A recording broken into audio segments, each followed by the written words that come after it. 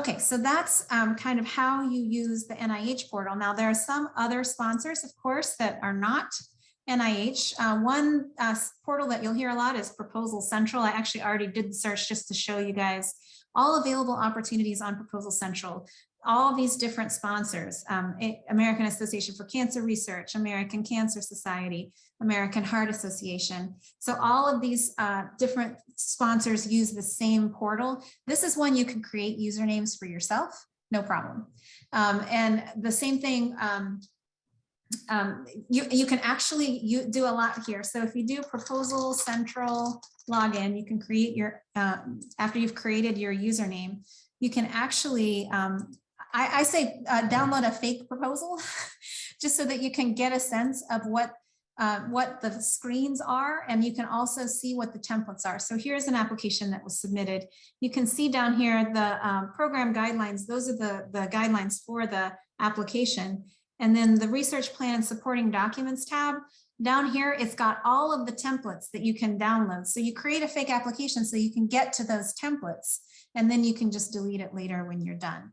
So that's what that one looks like. You can see that it's got the same info as the NIH. It's just in a left-hand menu instead of across the top menu. It's got the title and what type of submission, information on the PI.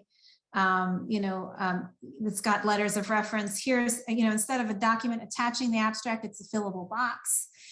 So it's pretty similar. Other sponsors will have their own portals as well, but you get the idea. They all are kind of like this. Each one has its own unique flavor, but it's all collecting the same basic info. Emily, can I ask a quick question? Yeah. This is Georgina. If your PI goes in and creates a form in something that isn't NIH Assist, do they delegate you in the same way? So for the cystic fibrosis, would they delegate you to that application, or is there another way that you would get in?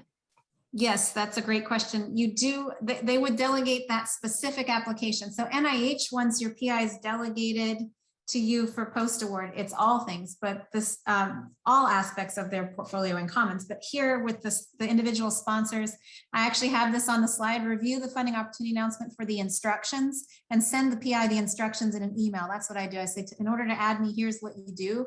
And I also point out to them, here's how you add the RPM as the signing official, because I'm not the signing official. Don't put me down for that because it's not going to go anywhere. So those are inside the guidelines. So that's another reason. Sometimes the sponsor will put the guidelines out on their main page, and sometimes they'll have additional guidelines inside once you've actually downloaded an application. That's why I create a fake proposal with myself as PI that's never going to go anywhere, but I can get the guidelines, I can get the templates, and I can get those instructions just like you're saying. And then, I also put here to review the funding opportunity announcement for contact names at the sponsor's administrative office. Again, we're not institutional officials. We cannot contact the sponsor except when it comes to troubleshooting the electronic proposal. If you just need some help, like uploading a document, or you're not sure if a document's required or not, because sometimes there'll be a document upload in the system that there's nothing in the guidelines for it, and you're not sure, is it required, is it not, when is it required? You can email that general helpline, for technical support, but nothing scientific or administrative would you send to the sponsor.